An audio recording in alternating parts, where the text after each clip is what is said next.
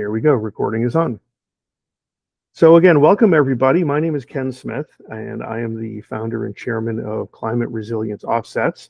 This is, I believe, the kickoff event to Rhode Island Startup Week. I think we're the first event that they're hosting. So kudos to RI Hub. Thank you to Annette for bringing us in. And we're really excited to have this project as part of their week of events. So what I want to do is I want to give you a quick background as to where we got to climate resilience offsets, what the sort of market forces are that are driving us forward. And then I'm going to talk a little bit about how we can work together moving forward. So in case anybody needs to drop off, here is the entire presentation in 2 minutes or less. We support carbon offsets. Let me be very clear. We're not against them. However, their impact is not projected until 2030 or 2050. In the meantime, CO2 levels continue to rise. This is fueling more severe storms. Anybody from Rhode Island or anywhere along the East Coast knows that. This is damaging infrastructure and properties. It is costing communities a ton of money, much more money than they have. And in some cases, they're already beginning to bump into the ceiling in terms of how much they can issue in terms of bonds relative to the net value of property that they have in their region. And so what we've done is invent a new form of offset that we call climate resilience offsets. We're a 501c3 tax-deductible financial offset that streamlines the flow of private capital, corporate philanthropy, and consumer charitable giving, using innovative technologies and fundraising strategies to offset the cost of severe weather on communities today. Let me dive in. So the unfortunate reality is offsets started in 1989, and since then, CO2 levels have continued to rise.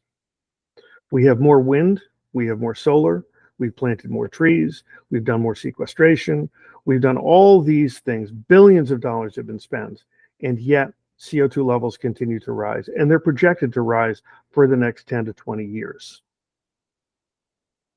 As I said, we've spent billions, and the challenge that the industry faces is until these 10 companies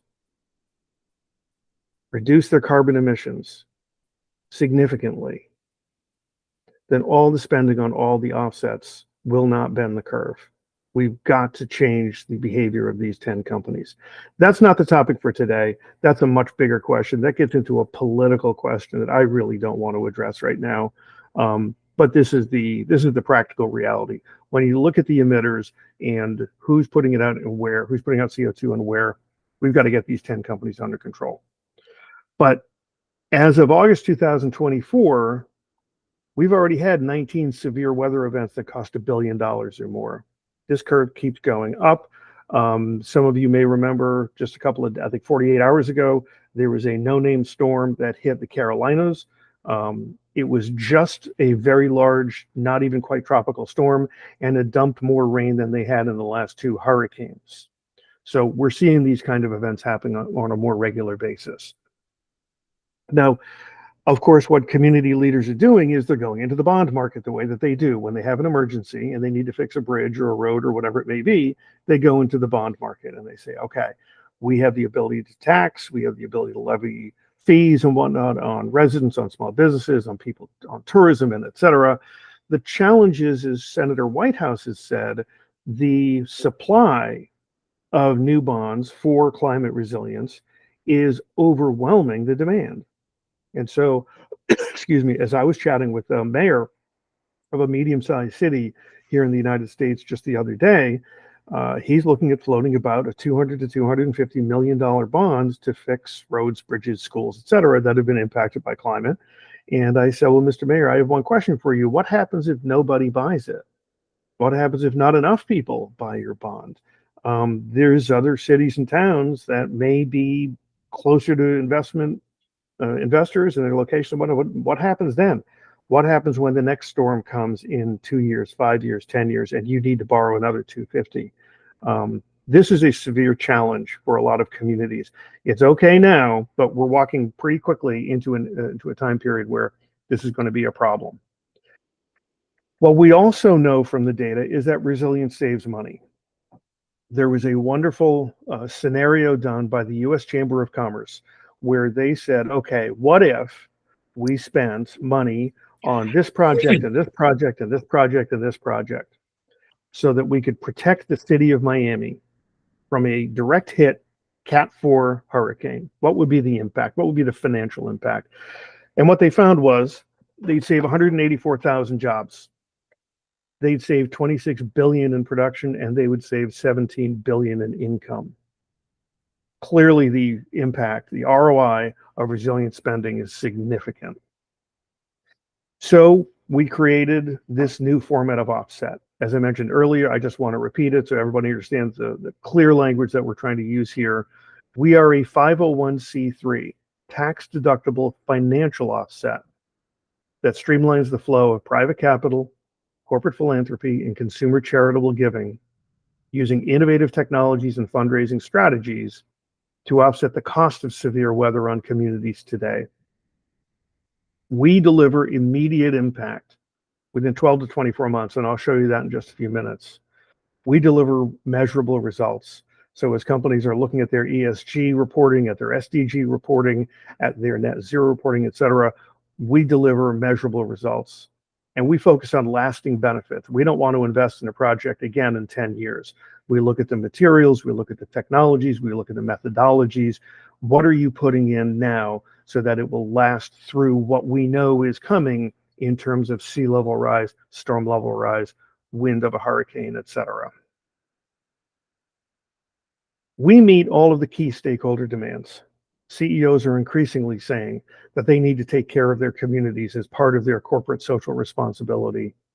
Consumers are saying, I want to see a brand that's aligned with the Climate Action Project because this is something that is happening to me right now. And a lot of employees are requesting that their companies have some level of impact, that they're doing something with respect to climate. In a lot of cases, it's very community oriented. But again, when you think about all of the key stakeholders that you may be interacting with, CROs impact each one of those. We also impact 11 of the UN Sustainable Development Goals. Now, every project that we're going to invest in doesn't impact every single one of those 11. We're going to have some where it's only one or two. But if you take, for example, a project that we're talking with the state of Vermont about, they have some freshwater treatment plants that need to be fixed after their flooding in July of 2023. Each plant needs $25 million. When you talk about Sustainable Development Goal number 6, even though Vermont is not exactly a developing country, clean water and sanitation are critical to that area. And so we can help them fix their plant. So we deliver these results within 12 to 24 months. We're not looking 20 or 30 years out. And we raise money in two different ways. The first one is with corporate partnerships. As I mentioned in my sort of elevator pitch, we are a group of Silicon Valley experts who have built large businesses using specific business development techniques. And rather than standing on the street corner with a tin cup, which is a very expensive and not very effective way to raise money, we look to build corporate partnerships. And I'll give you an example. We're speaking with a friend of mine who runs a cloud host business down in New York. They do a lot of artificial intelligence work. They have clients who are running their servers to run their businesses. Those servers require a lot of electricity that kicks off a lot of CO2. And so we're going to their customers and saying, look, you're spending $20, $30, $50,000 a month on cloud hosting and AI services. How about $100 or $500 a month on your regular bill for a climate resilience offset for a project in your local community, to offset the impact of your running your business in the cloud? By doing that, we generate regular monthly recurring donations, even if they're small scale in terms of the individual donation. As we add them up across a large large population, across some multiple business deals that we're working on, we believe that we can get to a significant dollar raise every year, and that goes to our general fund. And we also work in partnership with local communities. And for those of you calling in from Rhode Island, I hope you note this particular project. So On the right, you're seeing a NOAA simulation of a 5-foot storm surge hitting the Newport, Rhode Island region. Some of you may know the area. This area down here, you notice the light blue, and then the blue areas here. This is Easton's Beach. In a 5-foot storm surge, it gets breached. Easton's Pond gets breached. Upper Easton's Pond gets breached. Downtown area gets breached. And this one of the critical exit areas that we have up here in what we call the North End, that also gets breached. For anybody who doesn't know, Easton's Pond is also known as the water supply for the city of Newport. This is not good. So they have some immediate needs, and the city is absolutely working on it. The city council has responded very quickly and I think very smartly. They have a $98 million bond, $50 million of which is going to go for resilience. And there are the projects that you see down the left-hand side here. They did just recently have a new reassessment of property values. And I know the city is working on some other than residential tax options to pay down the debt service here, including fees on cruise ships and people and organizations like that. But this may not be a one-time hit. They may need to go back in again. If we get hit with a Cat 4 right now, which would be a 5 to 7 foot storm surge, they need even more money than that. So how can we be effective? Well, Newport Resilience is a project designed to engage and educate travelers to the region, of which there are about 4 million per year. If we can get just 10% of those folks to give us on average a $25 donation, we can raise $10 million a year for Newport Resilience. And that's year after year after year on an ongoing basis. That money can be used for a project. It can be used for climate resilience debt service. If it is related to climate resilience and the monies are raised within the Newport area through Newport Resilience, the city is going to get that money and benefits from it. In addition, and this is where we're quite different, I mentioned the corporate partnerships earlier. What we can also do is we can dip into our general fund, and let's say the city of Newport needs $10 million and they've only been able to raise $8 million. We can actually add the $2 million to fill that gap up to the 10 from funds from our general fund. That general fund raises money from well outside the state. So while there are a lot of really fantastic nonprofit organizations that are raising money inside the state, we can pull money from outside the state and bring it in to bear here in Rhode Island. And this is something we can do in any region. We are working with Vermont. We are working with the U.S. Virgin Islands. I got off the phone with a community leader from New Orleans just yesterday. He's eager to be working with us. He said they have 8 or 10 projects of between $5 and $20 million that they really need funding for. So we're going to be moving forward along the Gulf Coast as well. It's not just me on this team. As I mentioned, we've got high-tech entrepreneurs. We've got some very well politically connected folks on the team, some insurance experts who are looking at how we can fundamentally redesign insurance in light of climate action. A gentleman who is one of the leaders at the Department of Energy in terms of lending out money in the $100 to $200 to $500 million range. So we have people on our team who know how to do that, climate experts from Accenture, et cetera. So we've got a fantastic team and we are growing very rapidly. So how can we work together? First off, we're a nonprofit, so I would be remiss if I just didn't ask for a donation. So if anybody is so inclined, $50, $100, $1,000, we'll take $10,000. Please go to climateresilienceoffsets.org. You will see featured projects. There are 3 there. We have about 80 projects that we're looking at. 30 of them meet our criteria. We're working in partnership with the state of California Strategic Growth Council. In total, we have between about $150 and $200 million worth of projects that need funding right now. One of the other things we will fund, by the way, is climate impact innovation. So if you are running in a startup with an innovative technology, if you're ready to get to market, we don't pay for R&D. We will basically be your first customer, providing the capital to get your first sale done with a community. If you've got a technology that can help protect the beaches or whatever it may be, we can work with you there. Again, if you're in the Rhode Island area, we'd love your support of Newport Resilience. That can be spreading the word, send an email, tell your friends, speak to your city councilor, speak to your town manager. Hey, are you familiar with this project? What can we do to help support it, whatever it may be? So the more folks who get out the word, again, if anybody's here in Rhode Island, I'm going to ask you, please send an email to 5 or 10 friends when you're done with this call, sharing that link, sharing climate resilience offsets, and specifically the Newport Resilience. The more folks who know what we're doing, the better. If you're in the municipal bond or green bond marketplace, this is a really valuable add-on to the investment opportunity that you're offering to your customers. As we mentioned earlier, there are a lot of communities where their floating bonds are coming up to the ceiling of what they can borrow. New storms are coming ahead. And so by offering a tax-deductible donation to the same exact community where you're investing in that bond, make a tax-deductible donation to a climate resilience offset, and that helps improve the balance sheet for that community. That money can be used to provide debt service for the bond. It could be used for another project that they might need that they just don't want to bond for at this time. But as a companion to a muni or a green bond, a climate resilience offset is a really valuable offer there. I mentioned earlier the companies that we're partnering with. So I don't care what business you're in. Everybody contributes to climate just a little bit. So if you're running a SaaS company, if you're running an accounting firm, if you're running anything like that, you're probably using cloud servers, you're probably driving cars, whatever it may be. Would you be willing, and are you interested, as we showed earlier, most customers want to see the brands that they buy from, whether it's professional services or a consumer good, they want to see those brands aligned with a climate action project of some kind.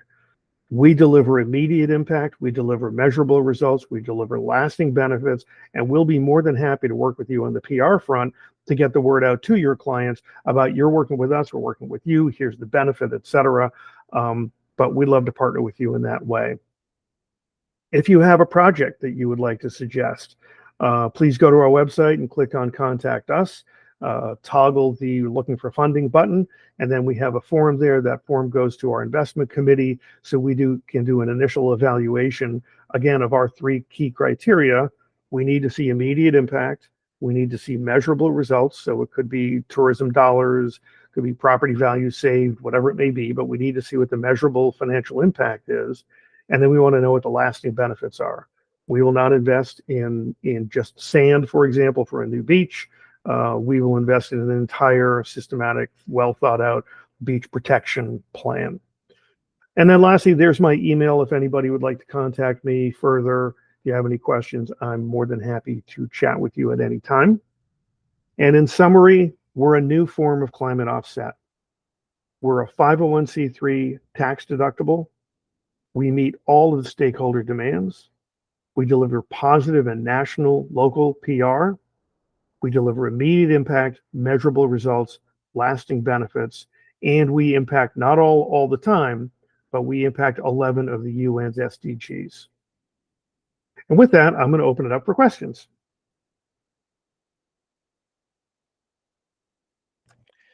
I don't really have any questions, more like I know a few people that I'd like to connect you with that may lead you to the resources you're kind of hoping for and seeking. Okay. I live in Jamestown, Rhode Island, and I know there's some big wigs that live there. You know, there's a couple of billionaires, et cetera, but also there's town council members and a couple of directors that are in the 401 bridge, town councilmen, things like that, you know, could really be the gatekeepers for what you're hoping for, as well as support, you know, in the ear of Newport County, et cetera. We'd be more than happy to connect with more folks at Jamestown. Actually, one of my board members is from Jamestown. Yeah, I know him very well. Well, not very well. I've known him over the years. He's at every time I vote, he's there in his wacky suits and everything else. So, yeah. Yeah, he shows up to everything, doesn't he? He is Yep. Ken is absolutely fantastic. Yeah. And I know that you guys have a couple of areas, especially the area just north of Dutch Harbor. which floods all the time. Somebody's even talking about an elevated bridge and whatnot. So I know you guys have some climate challenges as well. Any kind of introduction like that is a huge help. And we can do a Jamestown Resilience Project if you like. We've actually been asked by a lot of folks, can we expand Newport Resilience to Rhode Island Resilience and basically tap into the broader state and then fund projects within the state. We can certainly explore that, but yeah, any contacts in Jamestown you'd like to introduce me to would be fantastic. And maybe Ray, we can follow up after this meeting. Yeah, I'll send you an email. We can get together offline. That'd be great. How long have you guys been working on this? We are brand new, and I have done, I'll tell you, 8 startups. I've exited 6. This is hopefully my last legacy project. I wanted something that matters. And so we incorporated on March 1 of this year. We are technically a Rhode Island corporation. We received our 501c3 on May 10. So we really kicked off in June. It is now September, and the pace has been phenomenal. The response to what we're trying to do has been terrific. Everybody sees the need out there in the market, and everybody's trying to figure out how on earth are we going to pay for these projects without overwhelming local communities. And I think that's really one of the big messages I hope you all take away is the cost to communities. These bonds need to get paid back. And sometimes that can mean fees, but oftentimes it means residential or small business taxes. And last time I checked, taxes never go down. So to the extent we can get corporations to put up a small amount of money, to the extent that we can get small businesses and consumers, again, through like a cloud host platform, or, we're in conversations with, I can't mention who, but one of the top 3 technology companies in the country, in the world, because I come from that world, they've got 280 million customers. If we can get 10% of them to give us $25 per month, it's a drop in the bucket to these companies that are spending thousands of dollars on cloud and online SaaS infrastructure and whatnot. But we can raise hundreds of millions of dollars per month. That begins to make a difference.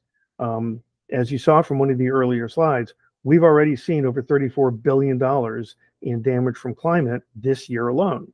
A million here, a million there is going to be nice.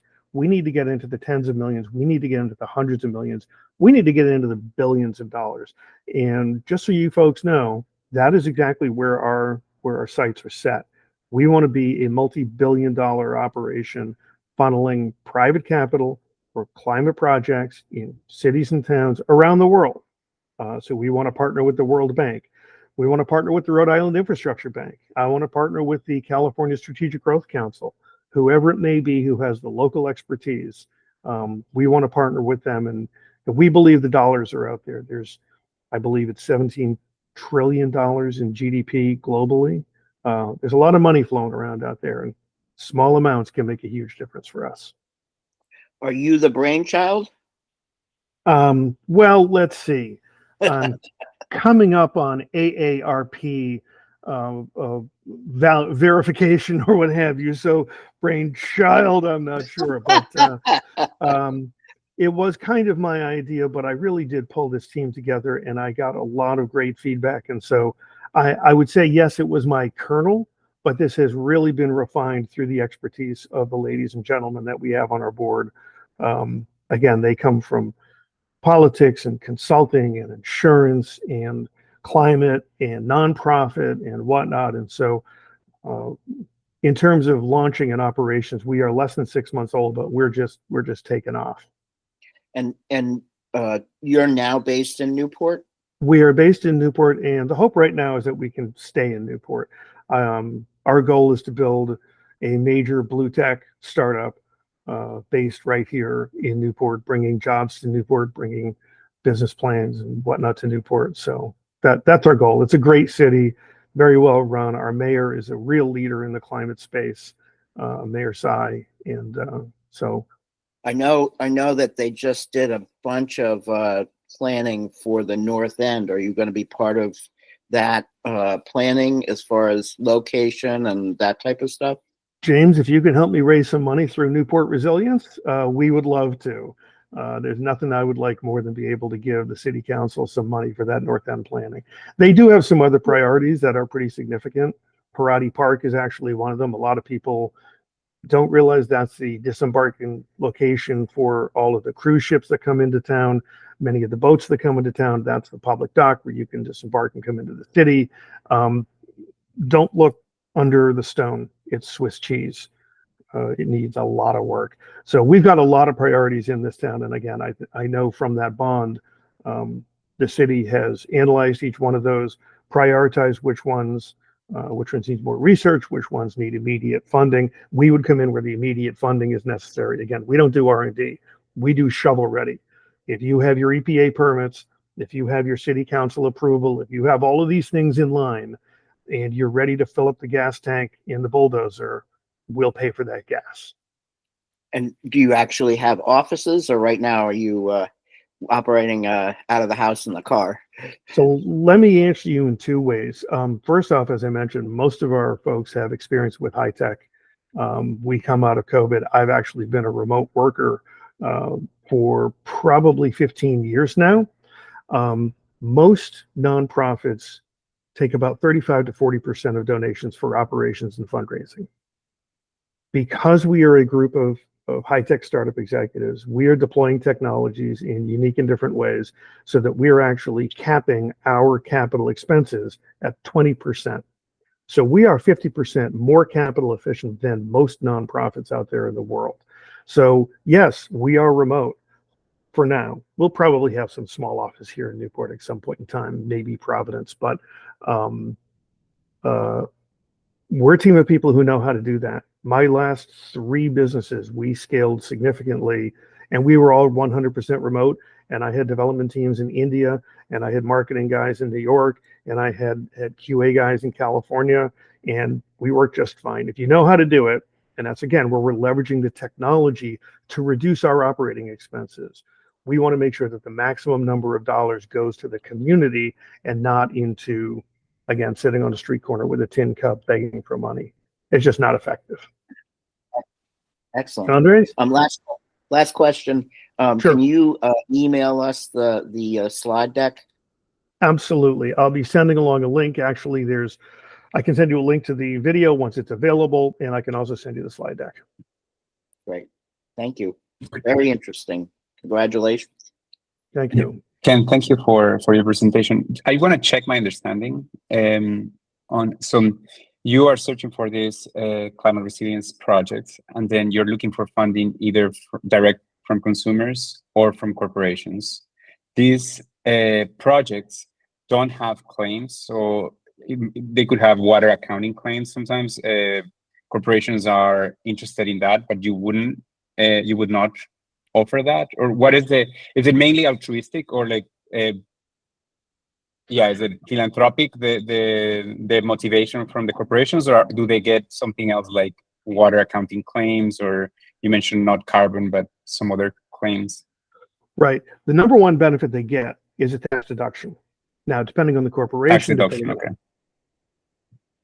We are a registered 501c3 with the IRS. So the number one benefit they get is a tax deduction. Again, what percent that is depends on the corporation, how profitable they are, how much money they make, et cetera. So I can't say what the percentage is. But any donation to us is a 501c3 tax deductible donation. The second benefit they get is the public relations. And at this time in the climate action industry, that's not a small thing, because a lot of companies are making significant contributions to various different projects, and the regulatory environment is turning around and saying, well, wait a minute, you say you're taking carbon out of the atmosphere, you say you're doing this, that, the other thing for clean generation, et cetera. Is that real? How real is that? And so if you look at the literature, especially over the last 6 to 9 months, there's a lot of question around the efficacy. As I said in my very first slide, the unfortunate reality is carbon is still going up. The levels are still going up. Now, we're not against carbon offsets. I used to be a renewable energy developer. I'm all for wind. I'm all for solar. I'm all for sequestration. I had a place in New Hampshire. I used to I did a lot of projects up there, environmental conservation projects. I love trees. I think trees are going to be our salvation. But the practical reality that we're trying to deal with today is totally separate from all of that. The reality is these communities are getting walloped financially by the impact of climate change. So the PR value is you're going to help Mhm. fund this project in this community where the bulldozer is going off Yeah. tomorrow. That's really the benefit. Okay. Yeah, I'd love to stay in touch. The Arbor Day Foundation funds projects, but if they are related to reforestation, we also look for projects that have water benefits or Mhm. biodiversity benefits. Mhm. In case that's part of your portfolio, that's something that you're looking at or you will be looking at. Yeah, they certainly could. One area where we might be able to work together with respect to tree planting is not so much the carbon offset of the trees in terms of their sequestration of carbon, Mhm. but in the lowering of the temperature, especially in cities. We know city Yeah. streets, Mhm. Yeah. the temperature is reduced by 3, 4, 5 degrees on a hot Mhm. summer day simply by planting trees. And especially in lower income areas where they'll just wipe out all of the trees and just build buildings. And you're seeing this here in the city of Newport. The North End got most of their trees wiped out. So tree planting in the North End is not about carbon sequestration. It's about lowering the street temperature so it's more livable and more sustainable for the folks who live in the North End of Newport. That's the kind of thing that we will do. Again, let me please be clear, and I mentioned this in an earlier slide. If you have a net zero pledge, if you're looking to offset your carbon, that is not us. That is not what we do. Mhm. We are a financial offset. You get a tax deduction. You meet stakeholder requirements. We give you local and national PR. You can say to your customers, to your employees, here is a project that our money went to. We fixed this levee. We built this bridge. We did this thing. And those are the very tangible things that I know communities need money for. And again, the demand is is just growing. Yeah. In the 6 months that we've been around, as I mentioned, I think we have about 150 to 200 million dollars worth of projects, fully permitted, fully researched, need money. So James, you asked what you can do if you got 150 million burning a hole in your back pocket. Ray, you mentioned a couple of folks in Jamestown who have some deep pockets. I was asked the question, literally, what would you do if we gave you $50 million tomorrow? And my answer is I would call my friend Mike Pisak, who's the treasurer of the state of Vermont. I know it's outside of Rhode Island, but we do work beyond Rhode Island. Montpelier, their capital city, got severely damaged in July of 2023. Multiple freshwater treatment plants got almost destroyed. Each one needs 25 million. And so I would pick up the phone to Mike Pisak and I'd say, Mike, fill up that sucker with gas. I'm coming north with a check. The need is there and the need is immediate. Yeah. Thank you, So, Ken. so I'll be emailing everybody a copy of the deck. Once the video is up and live, I'll send you the link. It'll be up on our podcast, Building Financial Resilience. And I just wanted to thank everybody. And I hope you go see other sessions from RI Hub and Startup Week. Should be a great program. And again, thank you everybody for your time. Stay safe. Thank Thanks, you. Ken. Thank Good you. day.